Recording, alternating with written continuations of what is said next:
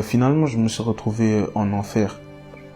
Mais quand je vous dis en enfer, c'est pas des jeux, genre c'est vraiment réel. Donc ça veut dire que souffrance. Mais non, le mot douleur, le mot souffrance, ça peut même pas qualifier l'enfer. C'est trop, c'est trop. Je criais Jésus. Il n'y a pas de présence de Dieu, ça sonne vide. Je criais pardon, pardon. Ça sert à rien, ça change rien, t'y es déjà. Le temps, il passe pas. 1 seconde, 2 secondes, comme là je suis avec vous, je parle. Le temps ne passe pas, tu peux pas compter les secondes. 1 seconde, peut-être c'est 100 ans. Il n'y a pas de temps. Et donc j'étais là, j'étais en train de souffrir, je criais, j'avais des ondes bizarres, j'implosais, je comprenais pas. En fait, c'était mon âme, mais je comprenais vraiment pas, c'était une douleur inqualifiable. Et maintenant, je vois ma mère en train de prier pour moi la nuit et pleurer. Il faut savoir que chaque larme qui coulait du visage de ma mère, ce que j'ai payé pour ça, c'était trop. C'était vraiment trop, trop, trop, trop. C'est une douleur, même le mot douleur, c'est pas assez. Ensuite, faut savoir que avant je faisais du rap. Je m'efforçais à essayer de me faire un nom, etc., à faire des choses pour qu'on entende parler de moi. Donc, ça veut dire que logiquement, j'influençais des personnes derrière moi. Et maintenant, chaque personne, on va dire que j'ai influencé, j'ai payé pour ces personnes-là. Chaque personne qui voulait m'imiter, j'ai payé pour ces personnes-là. Jusqu'aux personnes qui écoutaient mes musiques, j'ai été puni pour ces personnes qui écoutaient les musiques. Mais quand je vous dis la souffrance, en fait, c'est une souffrance. T'es là, mais tu ne peux pas l'assumer. Donc ça veut dire que c'est trop. T'es là, parce que tu peux pas t'échapper, mais t'es en saturation, c'est impossible. Ce n'est pas fait pour les hommes. L'enfer, ça a été créé pour ceux qui ont conspiré contre Dieu, pour Lucifer et les démons, les anges déchus qui ont conspiré contre Dieu. C'est fait pour des créatures spirituelles, si je puis dire. C'est pas fait pour nous, les hommes. On peut pas assumer ça. Après tout cela, je me sens tout simplement revenir à moi-même. Je reviens dans mon corps, dans l'appartement où j'étais de base. Et il faut savoir, mes potes qui étaient avec moi là, ils m'avaient allongé sur un lit. Ils s'étaient positionnés tous autour de moi.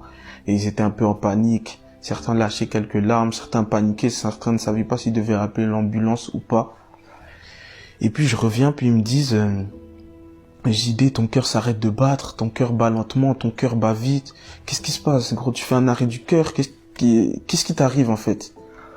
Et moi en fait, quand je suis revenu à moi-même, j'avais une révolte. Et en fait, j'étais clairement énervé. J'ai commencé à leur crier dessus. Je leur disais, c'est pas un arrêt du cœur que je suis en train de faire, c'est un arrêt de l'âme. Et je faisais que leur crier dessus.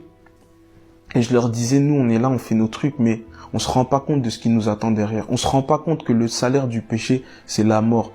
Mais la mort spirituelle. Et la mort spirituelle, c'est pire que la mort physique. Et faut savoir, en fait, je faisais des allées-venues. Je faisais vraiment des allées-venues. Et donc j'avais vraiment ce sentiment-là. Donc je quittais mon corps, j'allais en enfer, puis je revenais dans mon corps, puis je repartais en enfer. Je revenais dans mon corps, je repartais en enfer. Et moi, je comprenais pas. Je leur disais, mais attendez, c'est de la torture. Donc moi, je vais mourir devant vous, mais je vous aurais dit ce que c'est l'enfer. Donc moi, je vais être l'exemple, la leçon pour tout le monde. En fait, j'étais vraiment révolté. Je leur disais, vous pouvez pas aller où je suis. Vous pouvez pas aller là-bas. C'est pas fait pour nous. C'est impossible. Donc moi, je leur criais dessus. Puis d'un coup, ma langue a commencé à brûler. Comme s'il y avait une lueur qui était dans ma bouche. Et ça sortait tout seul. C'est pas moi qui parlais. Et ils m'ont dit qu'apparemment, ce que je leur disais, c'est que je prêchais, je les exhortais.